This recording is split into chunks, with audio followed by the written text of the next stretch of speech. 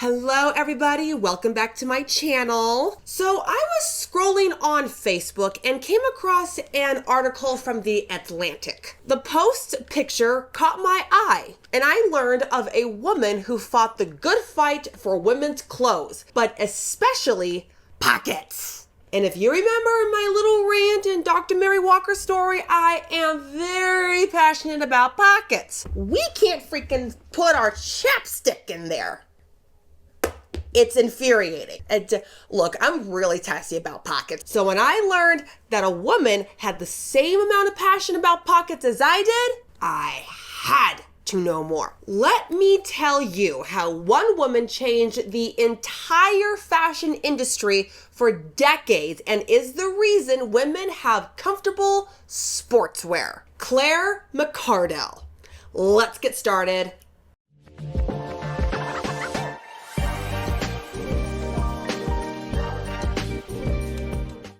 Claire McCardell was born on May 24th, 1905 in Frederick, Maryland. She was the only daughter and eldest of 4 children to parents Eleanor and Adrian McCardell. Adrian was an evangelical and Reformed church elder, a Sunday school superintendent, and a beloved and very involved member of the Frederick community. He was also a Maryland state senator and president of the Frederick County National Bank. Claire's mother, Eleanor, was a classic Southern belle who loved and very much appreciated fashion, had great taste, and kept a picture of Confederate General Robert E. Lee on the wall in the family living room. Awesome. Given her father's career and the fact that her grandfather ran a successful candy business, the family didn't have to worry about money. So Claire's childhood was pretty dang comfortable. Claire earned the nickname Kick because she made sure her little brothers didn't mess with her or push her around by kicking them. No notes. Since Claire's mother was the fashionista she was, and her husband had some dough, she would regularly go to the local general store to buy fabric and had seasonal visits from a seamstress named Miss Annie Kugel. My rationale is Kugel.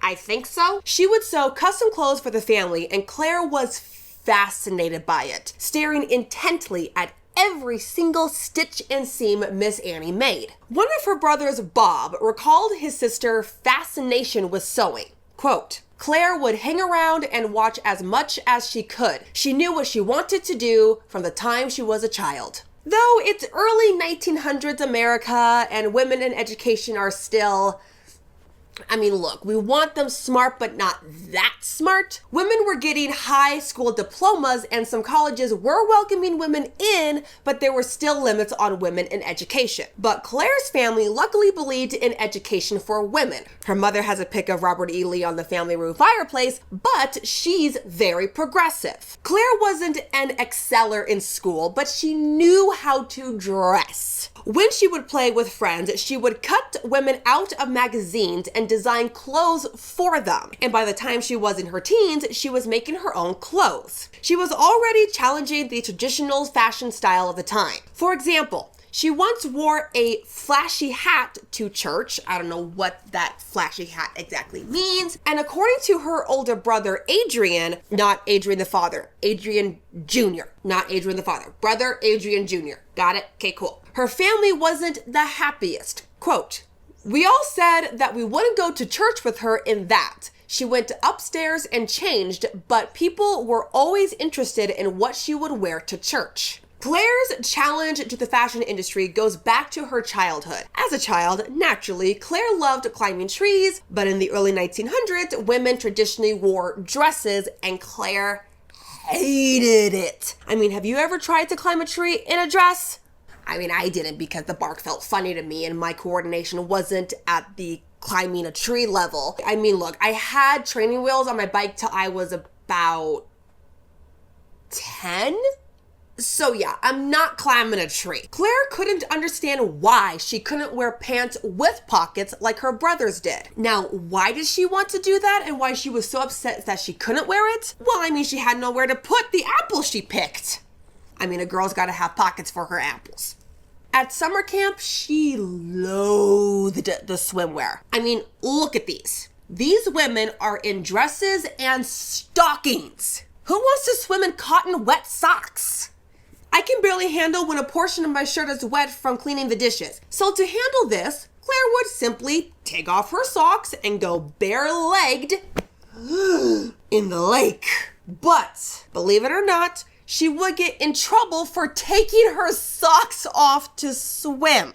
Yeah, we're in weird times. To make this a little bit petty, Claire knew she would get into trouble, but she just didn't really give a crap. Free the feet, as she would scream, I would hope. By the 1930s, Claire was already a blooming fashion designer, but a ski trip to New Hampshire would change everything for her. One evening, Claire saw a woman in a thin satin dress shivering her teeth out. Like me, and I'm sure you, Claire wondered why. Why can't a woman wear an evening gown that was made of something warmer so she could enjoy herself? Or at the very least have a jacket? From this point on, Claire continued to question everything in the world of women's fashion. Claire officially wanted to pursue a career in fashion and wanted to move to the fashion capital of America. New York City, baby. But she's 16, and her parents didn't want their one and only daughter that far away. So her father convinced Claire to enroll in the hometown private, at the time, all-girls college of Hood College and study home economics instead. Claire reluctantly agreed and studied at Hood for the next 2 years until 1925, when she moved to New York and enrolled in what was then known as the New York School of Fine and Applied Art, now known as Pearson's School of Design, that's under the new school, which, just really quick, their mascot is a non-binary Pisces-born narwhal named Gnarls, who was the first and only sea mammal to earn a BAFA dual degree at the New York School. You're welcome for that. I needed to tell you that. Claire enrolled at the college at the age of 18 and began to study fashion. In 1927, Claire was able to continue her studies in the fashion capital of the world, Paris. Paris, my dear. Paris. She continued her studies at the Paris branch of Parsons, the Place des Vosges. While in Paris, Claire worked part-time tracing fashion sketches and learned, quote, the way clothes worked, the way they felt, where they fastened. Claire and her classmates would often go to Paris flea markets, looking for rejected but unique custom clothes that they would then take home, unstitch them to learn how they were made. One time, Claire got her hands on a dress by the dressmaker Madeleine Vionnet, who is known for creating the bias cut dress, a garment where the fabric is laid diagonally, and this creates a unique and gorgeous dress that accentuates the woman's natural curves. You mainly see them in gowns and evening dresses. So the fact that she got her hands on a dress like this and it was discounted? Goodwill level steal. Claire took it home and immediately got her seam ripper out and began to dismantle it so she could understand it better. And then, because I guess she had nothing else better to do, she sewed it back together. She did this every time she could with as many garments as she could find in order to learn how these clothes were made. When Claire returned to New York, she graduated from Parsons in 1928 with a degree in fashion design. Like many college students, her career got off to a slow start. She got her first job painting rosebuds on lampshades, then became a model for a short time for B. Altman and Company, which was a luxury retail department clothing store where she was a fit model, someone whose body measurements and proportions are used to see if the fit and look of the clothes, say for a clothing shop floor mannequin, work. She was basically a live mannequin. During her time there, she adopted a more casual, slopping slouch walk, which was different from the stiff, regal, prim and proper style of walk the industry preferred. This style, the slouch and rounded back style, makes the outfits look comfy, appealing, and easy, and customers bought what Claire wore. In fact, Claire is credited with originating the way models walk today. That more smooth, slouched, common person style of walking, because nobody walks like this. After this stint, Claire had a couple of fashion industry related jobs like operating sewing machines, designing at a knitting goods company, and sketching for a fashionable dress shop. She got fired from the knitting company after just 8 months because the company thought that she lacked experience and Claire just didn't understand the business. Once this happened, Claire was just kind of in limbo and was even thinking about moving back home. She was thinking this until late 1930. What happened in late 1930? Glad you asked. In late 1930, Claire was encouraged by a friend to meet sportswear designer Robert Robert Turk, and this would change her entire life. Robert Turk hired her as his assistant designer, giving her tasks from shopping for buttons to sewing to modeling. 2 years later in 1932, something happened to Robert's business, but luckily he was hired as the lead designer at Townley Frocks, a New York-based ready-to-wear clothing manufacturer. They basically mass-produce clothes in standard sizes that are finished and ready for immediate wear, much like the clothes that are made today. When Robert was hired there, he brought Claire with him. In the spring of 1932, Robert was finishing a new clothing line when he took a trip over the Memorial Day weekend. During this trip, he was in a boating accident that unfortunately he drowned from. Boom, bam, dead, gone. Henry Jesus, I believe so, owner of Townley, seeing no other option, this was all they had for the clothing for the season, turned to Claire to finish the line. He got some pushback because, Claire is only 27 years old and she can't find buttons, so it's understandable that there wasn't much belief put on her, but again, they had no other option. So, at the age of just 27, Claire, grief-stricken from losing a really good friend and someone who gave her a chance, was thrust into being the head designer at Townley Frocks. Just throw her into the deep end there. That was a bad joke. Claire later said about the finished collection, quote, "I did what everybody else did in those days, copied Paris. This collection wasn't great, but it sold." One thing you need to know about fashion at this time is that it was copied a lot, and American fashion copied a ton of things from Paris, because at this time, Paris is the fashion capital of the world. See, in the early 20th century, French designers would create and release new clothes every season. American merchants would then either purchase the originals to copy, at least the ones that they were allowed to, or, and this was way more common, a company would send a young woman to France to sketch the clothing for inspiration, but they were basically stealing the ideas of French designers. Why American designers felt the need to steal what they couldn't create? We may never know. Understandably, Claire didn't like this, and not surprisingly, Henry didn't like that Claire didn't like this. Henry wanted Claire to copy what Paris was doing, or at the very least, stay with the classic styles. Claire didn't want to do that. This, of course, led to many clashes between the two. Henry was so notorious in the fashion world that Time magazine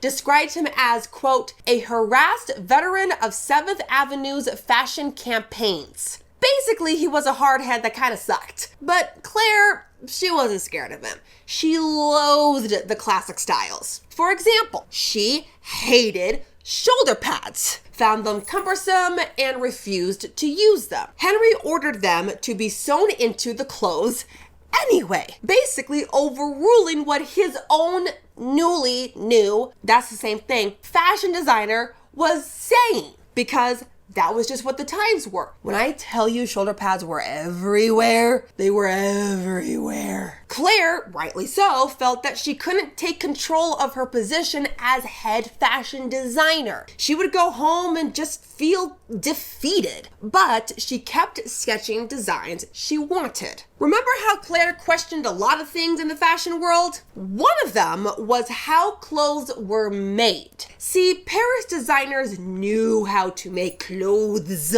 However, a lot of these clothes were custom-made, elegant, high-class, expensive clothes, or haute couture. And if you've ever watched anything from 1920s backwards about how women dressed, it was in steps. It wasn't just throw on a shirt and go. People literally assembled these clothes. Now, this is awesome. But since America would copy a lot of these designs and make them at a high, ready-to-wear mass volume, the clothes didn't look like the original designs. For example, the finer details like a carefully set shoulder or a delicate and intricate row of buttons were clumsily reproduced, and the finished product looked just gawky. It looked like a Temu knockoff. Think Etsy, Temu. This reinforced Claire's desire to develop a more effective and new type of fashion. She just needed to get her male bosses to listen to her.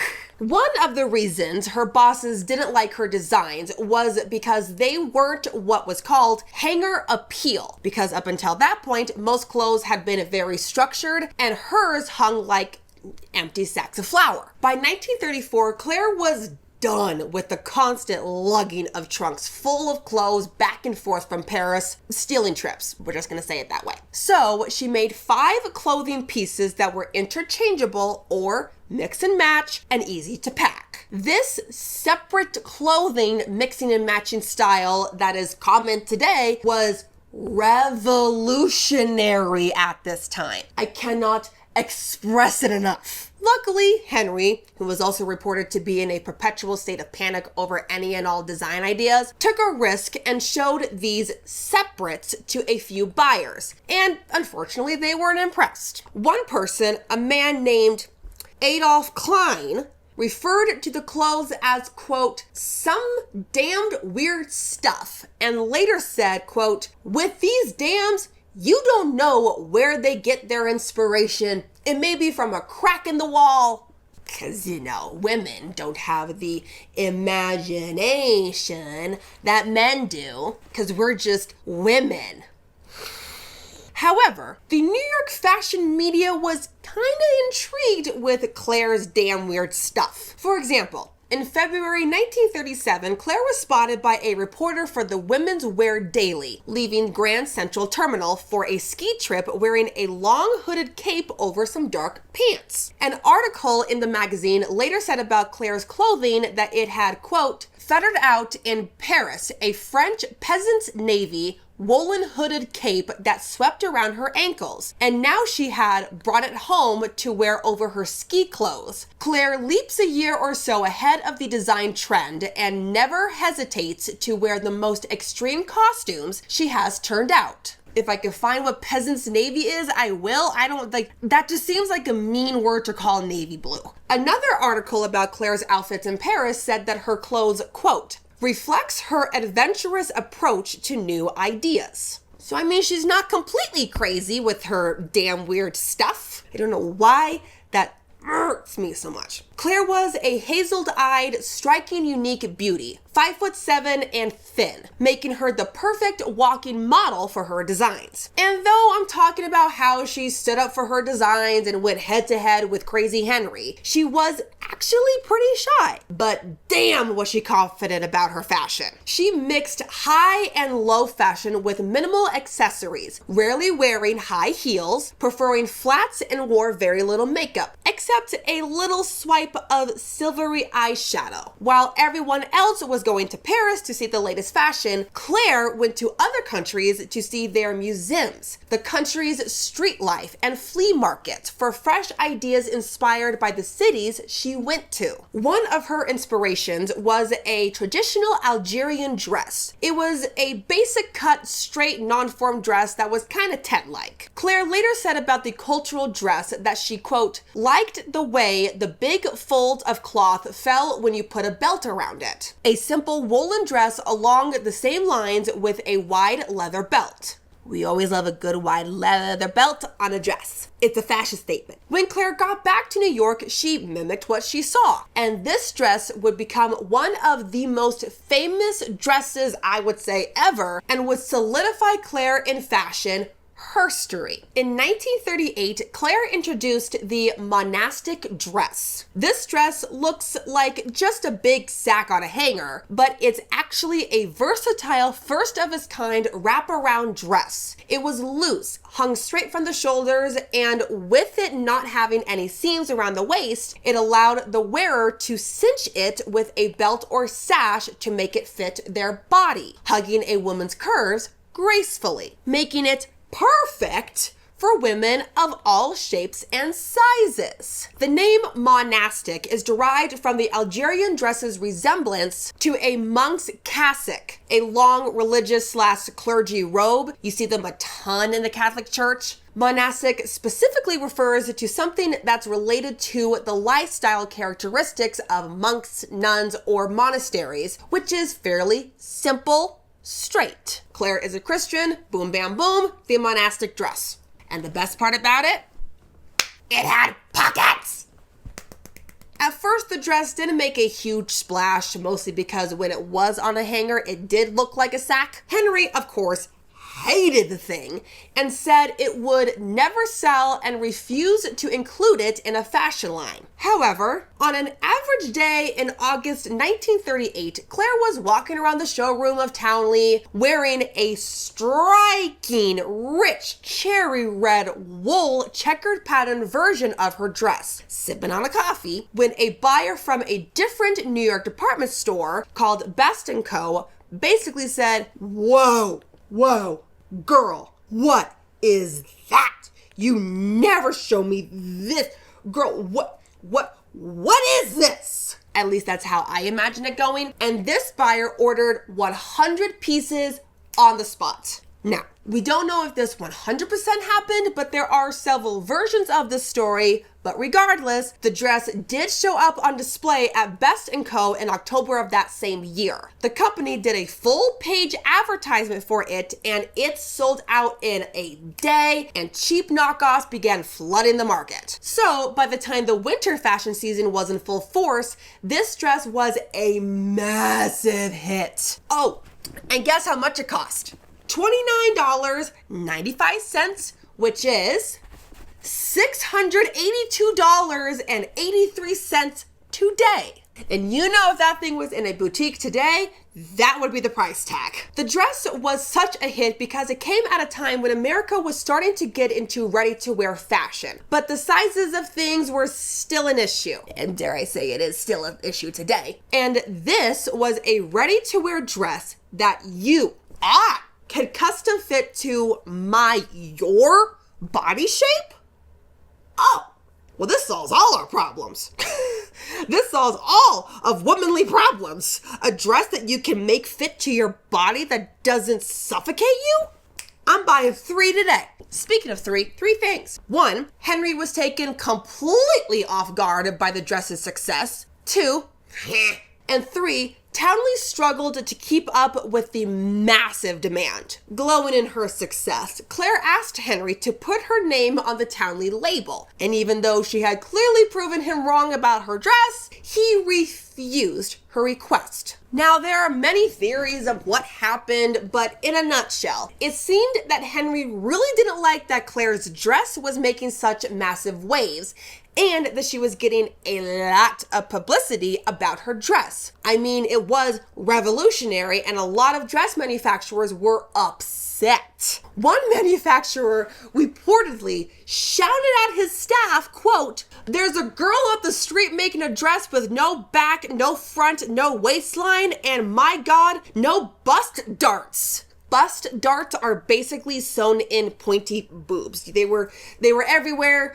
Think of Anne Hathaway's dress when she was at the Oscars for her performance in Les Mis, and I think it was 2013. Those are bust darts. Due to the popularity, of course, thousands of copies, bad ones mind you, were being made and sold all over the country. And it got Henry so PO'd that he ran ads in trade papers, business-type magazines, demanding manufacturers stop knocking off the dress. He's basically saying, stop proving that I was wrong.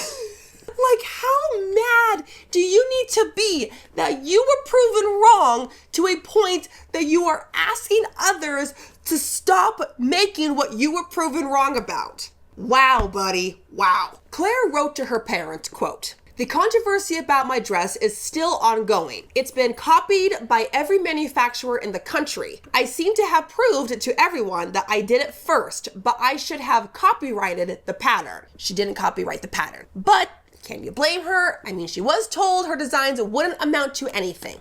My cat's here now. Hi. The monastic dress should have made Townley frocks a ton of money, but all it did was tick off Henry, overwhelm the company with production problems, and trying in vain to fight copycats of the dress. I'm sorry, that's still really funny. And bring financial and legal issues to the company. The company collapsed, Henry closed the doors, and Claire had no job. All this, the introduction of the dress, the success of it, the knockoffs, Henry getting mad, Townley closing its doors, and Claire no longer having a job, happened in barely a year. Normal. The monastic was introduced in mid-1938. Townley closed its doors in 1939. Like early-ish 1939. Some say it closed in 1938, but regardless, this dress was such a massive success that the company that basically invented it closed barely a year because it blew up so fast. Just to bring in even more perspective, this is the late 1930s. Things did not move at the speed they do today. Magazines, newspapers, and radios were around, and yeah, the TV had been invented at this time. It was invented in 1927, but the TV would not be a common thing in American households until the 1950s. The TV was around, but in the 1930s, it was still in its experimental stage. So there were no commercials promoting the dress. It was mainly promoted by magazines, word of mouth, and seeing other women wearing it around town. So the fact that in really a few months, the monastic dress exploded all over the country is astounding. There were no TikTok ads, there were no Instagram reels, Facebook stuff, there were commercials for it. This dress was a purely word of mouth dress. Hi.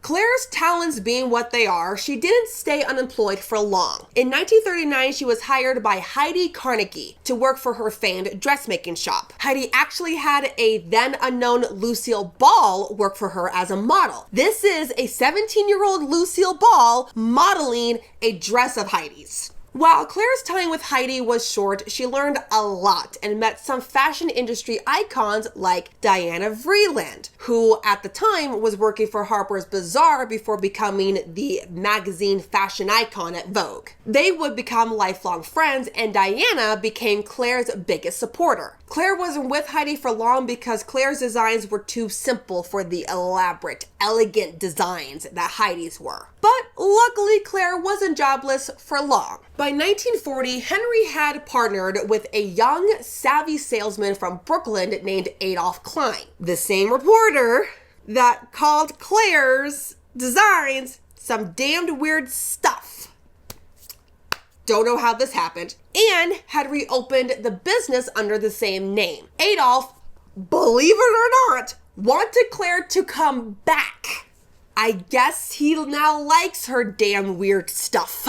Henry, of course, didn't, but you listen to the man who has saved your business, so Claire was hired back. But she agreed to come back with a few conditions. One, she would have zero interference from the sales department, saying if you, buyer, didn't like how my clothes looked on you, guess what, buddy? Buy something you do like. I'm not making changes. There is another shirt over there. 2, she got her name on the label. And 3, she basically asked for complete creative control. She had the final say on all the designs, something that had never happened before. Believe it or not, Adolph's now liked her damn weird stuff. Agreed. Claire got everything she asked for, and when Townley's first line back in business launched, the tag on the clothes said, Claire McCardell, clothes by Townley. This tag right here made Claire one of the first American fashion designers to have her name on the clothes she designed. Or Claire became one of the first American designers to have name recognition. This time, instead of freaking out and running from Claire's damn weird stuff, their head designer's new line of clothes, Townley wrote in a press release to their retailers, quote, "We admit this line is different, but you will admit that your smartest customers often state they are tired of seeing the same old things."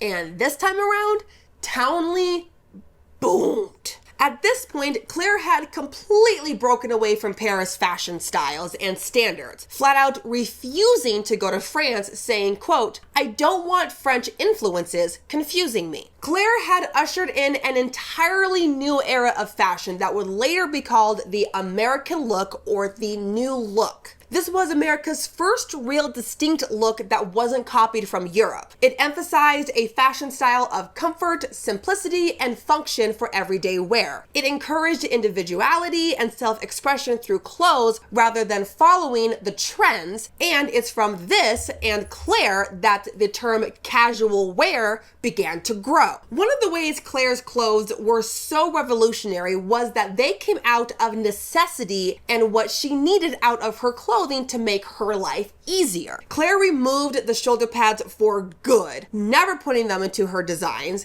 saying they were, quote, "stiff, uncomfortable, and unfeminine." And it's from Claire's focus on comfortable, versatile, and affordable clothes that sportswear comes. That it's more than just clothing for sports, but it's meant for a wide range of occasions, not just sports. Maybe you're going to the grocery store and you're just gonna put on some sweats and a t-shirt. Maybe you're going to a baseball game. Maybe you're going to school. You're just not doing sports alone. Okay, the year is 1940, and the Germans have invaded and taken over France, shutting down Paris fashion for the foreseeable future. And merchants and manufacturers had a pressing question. Can America dress itself? Will they survive without copying us? Because since America relied so heavily on the Paris fashion industry, when the Germans invaded, it stopped all passenger ships from going between the US and Europe. So American designers were forced to make their own fashion lines. And all intents and purposes, America did pretty dang well. Despite the rations put on fabric and leather, American designers needed to get creative, and Claire thrived in this dilemma, saying it, quote, "was rather fun to have a limit on fabrics." Believe it or not, most fashion designers didn't work with fabrics like wool, calico, a type of cotton-like fabric, or, get this, denim. Luckily for Claire, by the time World War II began and fabric rations were in place, she was already working with these fabrics. Because denim and cotton is awesome. She popularized patchwork in dresses that later became known as the salvage Sally dress. One time in 1942, Claire couldn't get traditional showroom shoes for her models because of the ration on leather. To solve this, and your mind's gonna blow up here, she put her models in ballet flats. And we know how popular these got. Now, ballet flats have a long history going as far back as the 16th century. And yes, they were in the fashion world and okay. But Claire is credited for really bringing them into popularity, and they are a staple of mainstream fashion today and are seen all over the world in all the fashion ways. I love my ballet flats. It's also her collaboration with Capezio, an extremely popular shoe brand that mainly specializes in dance shoes and apparel, that produced a wide range of ballet flats with a hard sole. Claire described her approach to making clothes that focused on function and wear fuss-free. Quote, "I do not like glitter. I like comfort in the rain, in the sun, comfort for active sports, comfort for sitting still and looking pretty. Clothes should be useful." And boy, did women gravitate towards those clothes. I mean, have you ever watched a Victorian period piece of women sitting around? Oh my God, they look uncomfortable. Women were in wrap dresses, casual jerseys, or pantsuits with pockets. Some were going braless and heelless, all the while feeling comfort in their own styles. Life magazine said about Claire, quote, "The busiest drawing board in the US fashion industry belongs to Claire McCardell." And her drawing board got even busier when in 1942, Claire created the popover dress. It was based on the wraparound dress, and it came with a matching mitten pot holder oven mitt thingy that would fit into the dress pockets. It was created in response to a challenge Harper's Bazaar created to ask designers to come up with basically a fashionable dress that can be used for household chores during the day, but then can be a cocktail dress at night. The popover dress sold for $6.95 or $137 today. And when this thing hit the rack, it was gone. Over 75,000 dresses were sold in the first season alone, basically day one, and became a staple of Claire's collections and were made in many different versions of length and fabric. The dress could be used as a house dress, a party dress, a house coat, a bathing suit cover, and is one of the main clothing icons of the American look. It was so popular that in 1943, Claire's dress received an honor. A dress received an honor from the American Fashion Critics Association, and Claire won the Coty American Fashion Critics Award for her dress. The New York Times described the dress as allowing women to, quote, "do their housework in and still look smart." We can do our womanly duties of housework, but hey, we still look smart. Because I guess women don't look smart in certain things. Back then, like, what kind of a line is that? In 1944, Claire introduced, I'm just gonna say it, the most famous swimsuit in fashion history, the diaper bathing suit. This was within her philosophy of wrap dress type comfort and flattery for a woman's body. This suit wrapped the woman's body, and the diamond-shaped leg openings accentuated a woman's leg. This wasn't only a distinctive design, but it was also anatomical because there was space for the natural swell of a woman's thigh. Because, get this, we are all not this big around in the thigh area. Look, I can't get into all her swimsuits, but just look at some of these. These are incredibly gorgeous, and with how swimsuits are today, I'm not saying that we need to look like when Violet Beauregard balloons into a blueberry. All I'm saying is I think we need to go back vintage. In 1944, the US government announced a surplus of weather balloon cotton materials. This stuff is made from nylon or polyester and was originally designed to float high in the sky for military reconnaissance. You know, like weather balloon stuff. Most designers understandably saw this material as useless leftover fabric. I mean, what do you do with balloon fabric? Oh, but wait, I'm talking about Claire. And Claire saw an opportunity. Claire, being the resourceful genius she is, smartly and quickly bought up all the fabric she could get her hands on. Then she sketched designs and transformed this military material into stylish, comfortable clothing that patriotic women wore with pride. I mean, imagine telling your friends when they ask, "Where did you get this? What is this made out of?" "Oh, this dress? It's made from weather balloon fabrics that's used to spy on enemies."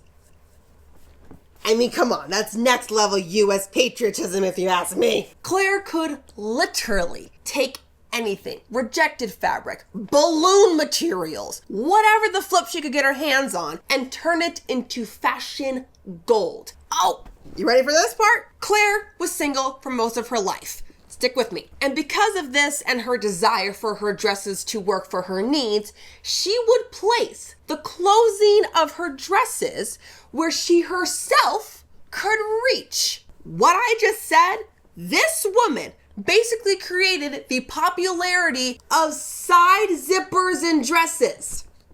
She did this because as a single woman, she believed, quote, A woman may live alone and like it, but you may soon come to regret it if you wrench your arm trying to zip a back zipper into place.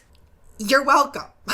However, in 1943, at the age of 37, she did meet and marry a Texas architect named Irving Drought Harris. He had 2 kids from a previous marriage, and they established a home together in Manhattan. Now, Claire did help raise Irving's kids, and things seemed okay, but this is 1940s America. The woman is expected to be a homemaker, not career-focused. Claire was obviously very career-focused, and of course, because it's the times, her husband didn't approve of this, and this put a strain on their relationship. Claire's brother Bob describes the couple's relationship. Quote, "He never approved of her career. He would have been very happy if she gave that up. But she had made a name for herself, and she was intent on having her career. It was her first love." After World War II ended in late 1945, Claire continued to branch out in the fashion industry. She worked as a volunteer critic at Parsons School of Design, the college she went to. That next year, in 1946, Claire was given the Best Sportswear Design Award. Then in 1948, she won the Distinguished Neiman Marcus Fashion Award. Yes, there is a Neiman Marcus Fashion Award. I didn't know that either. Now, this one is different from the Cartier Award in that it's not limited to American-based only designers. So getting it is pretty dang difficult. However, Claire's fame and influence had become so influential that in 1950, then President Harry Truman, along with his wife and First Lady Bess and their only daughter Margaret Truman, presented Claire with the Women's National Press Club Woman of the Year Award. And we don't know this chick why. Though Claire had won all these other awards, this would be her most cherished award. As Claire's popularity grew, obviously so did Townley's. So much so that in 1952, Claire became a partner at the company. Take that, Henry. Also in 1952, Claire teamed up with American Optical to release their own version of the widely famous cat eye glasses. And this became the first major eyewear line that was created by a fashion designer. Your brain is exploding. And if you wanted to explode even more and know the full story of the cat eye glasses, you can click here, I think it's going to be here, or go into the description below and learn about the inventor of the cat eye glasses, Altia Shinasi. You're welcome for that. Quick little side story. When the war ended and Paris reopened and its fashion industry came back to life, the fashion media wondered if American designers would go back to copying Paris designs. This was mostly due to a new face on the Paris fashion scene that was making massive waves. A little unknown French fashion designer, I mean, you might not know him, named Christian Dior. Yeah, that Dior. He was churning out fashion designs that were insane, and what the heck? And by 1948, people were questioning whether American designers could keep pace with Dior. Claire was a little PO'd about this, saying in her journal, quote, "Are we returning to the dark ages when American designers were not allowed to think for themselves?" However, after Diana Vreeland went to a Paris show, she personally wrote to her good friend Claire saying, quote, "It is the most curious thing. As I look at the French dresses in 1956, I recognize so many of the dresses you made in 1946, and so do many other people. It seems that this time around, Paris is copying America, specifically Claire's designs." Well, ain't that something? In 1954, Claire joined an advisory panel for Time magazine to help design, at the time, a new magazine created by Time Inc. that would later branch off and become known as Sports Illustrated. On May 2nd, 1955, Claire was on the cover of Time, surrounded by some of her best designs. Very quickly, backing up to 1954, Claire established the Claire McCardell Gold Thimble Award. I want a gold thimble, which was given to outstanding students at Parsons School. In 1956, Claire published What Shall I Wear? The what, where, when, and how much of fashion. It is filled with Claire's wisdom and philosophy in fashion and is a guidebook to look fabulous. In 1957, at the height of her career, life punched Claire right in the face when she was diagnosed with colon cancer. It was terminal. However, despite this devastating diagnosis, Claire continued to work feverishly to complete what would become her final collection. She did this from her hospital bed, even getting out of bed to alter the sketches her longtime friend and classmate Mildred Orrick, who was helping her complete her collection, was drawing when they weren't to her liking. Her brother Adrian Jr. remembers how, in spite of his sister's imminent death, she wanted to make sure that everything she made was going to be recognized as hers. On the day of her collection launch, Claire got her butt up, got it dressed, and somehow was able to check herself out of the hospital and went to where her show was being held in New York City's Perry Hotel to personally introduce the collection. Even more insane? Either she did her makeup insanely well, or she just looked that good. No one really realized Claire was the level of sick she was and didn't know that this would be her final showing, giving her a standing ovation when the show concluded. Claire fought the illness for a year. She was rehospitalized in 1958, and the cancer would ultimately win. Claire McCardell died on March 22nd, 1958 from colon cancer at the age of just 52. News of her death spread all over New York and many parts of the country. Letters of condolences from everyone, from department store owners to fashion journalists to fellow designers to just simply fans of her clothing, were so numerous that it filled a couple of scrapbooks. She is buried in her family plot at Mount Olivet Cemetery in her hometown of Frederick, Maryland. After her death, Claire's family decided to close her hard-fought revolutionary label. One of her brothers explained why. Quote, "It wasn't that difficult to close the label. Claire's ideas were always her own. The label could have continued, but unlike most fashion labels, Claire didn't name a successor or create any kind of plan for her line to continue after her death." Floods of statements about Claire's death and legacy came from all over the fashion world. Vogue's Babs Simpson described the effect of Claire's legacy, saying, quote, "Claire started the feeling for America." Claire's lifelong friend Diana said Claire, quote, "gave the American woman a look of her own, and she did so without outside pressures." Stanley Marcus of Neiman Marcus said Claire was, quote, "the master of the line, never the slave to sequin. She is one of the few creative designers this country has ever produced." Though Christian Dior died a year before Claire in 1957, also at the age of 52, obviously his names and designs are still seen today. But since Claire didn't name a successor before her death, the larger world kind of forgot about her. However, her clothes have lasted into the modern age. Over the decades, Claire's life and clothes have been revived in many ways. In 1981, Lord & Taylor reissued the popover dress at their store in Manhattan. To this day, versions of Claire's popover dress are held at the Metropolitan Museum of Art, or the Met, the Rhode Island School of Design, and the museum at Fit. The Met also holds versions of Claire's monastic dress, as does the Los Angeles County Museum of Art. Claire's clothes have been featured in museum exhibits at the Fashion Institute of Technology and the Maryland Historical Society. As recently as 2017, a pair of Claire's first ballet flats were included in an exhibition at New York's Museum of Modern Art, calling them, quote, "a giant of American culture and of fashion." These look like nothing, but those are the reason you have ballet flats today. In 1990, Life magazine named Claire one of the top 100 most important Americans of the 20th century. That next year, Claire was inducted into the Maryland Women's Hall of Fame. On October 17th, 2021, a 7.5-foot tall bronze sculpture of Claire leaning on a mannequin was unveiled in Carroll Creek Park in her hometown of Frederick. What I personally love about this statue is that she's calm but confident, and most importantly, looks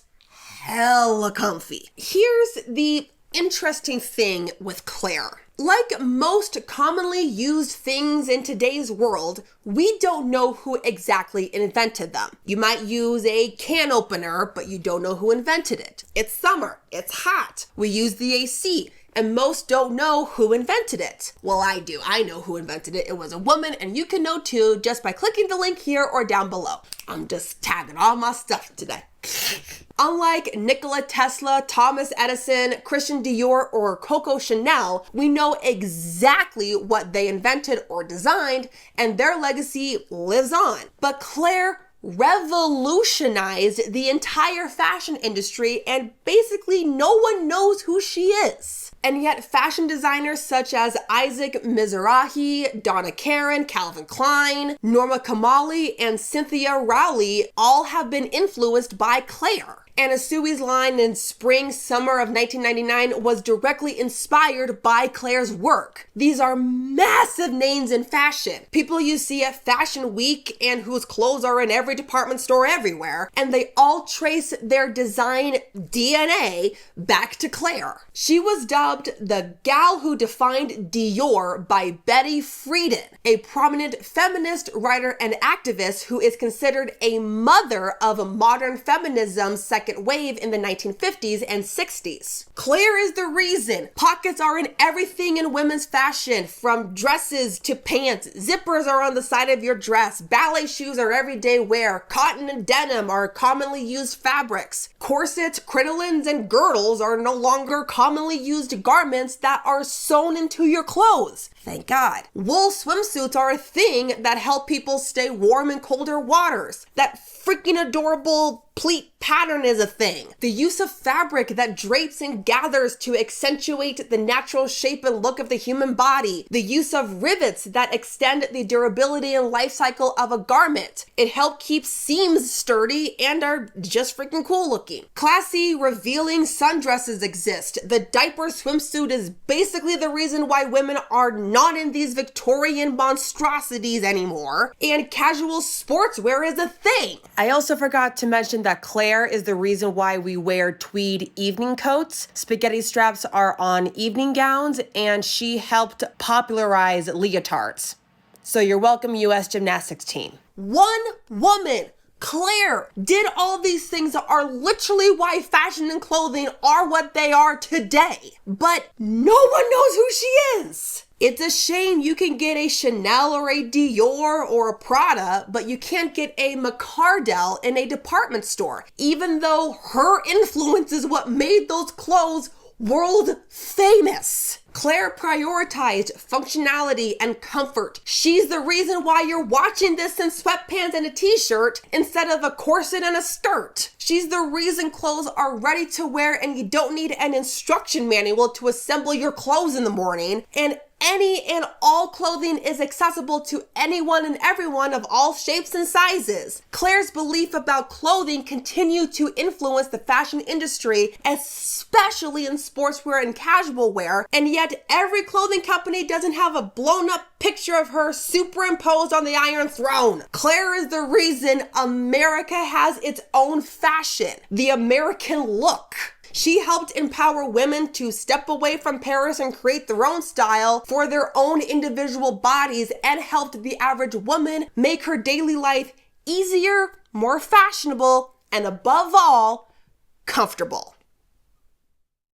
There's the story of Claire's life. The reason why I'm in a sweatshirt. The reason why leggings are a thing. The reason why comfortable flatwear is a thing. She is the mother of modern day fashion. You're welcome for that. If you want an extended version of Claire's life, more than what I just gave you, and influence, check out Claire McCardell, the designer who set women free, by Elizabeth Yvette Dickinson. My stammer is, I'm hungry. It's from her and the Atlantic article that I learned so much about Claire. If you learned something today, and I really hope you did, please like, share, and subscribe to this channel. And while you're down there, please leave a friendly comment. What's your favorite article of clothing? I must ask that. I personally love a nice baggy long sleeve shirt, but also I'm indifferent to pants though. Anyway, I will see you in my next video, but until then, do not be well behaved. You just might make herstory. See you next time, gals and guys.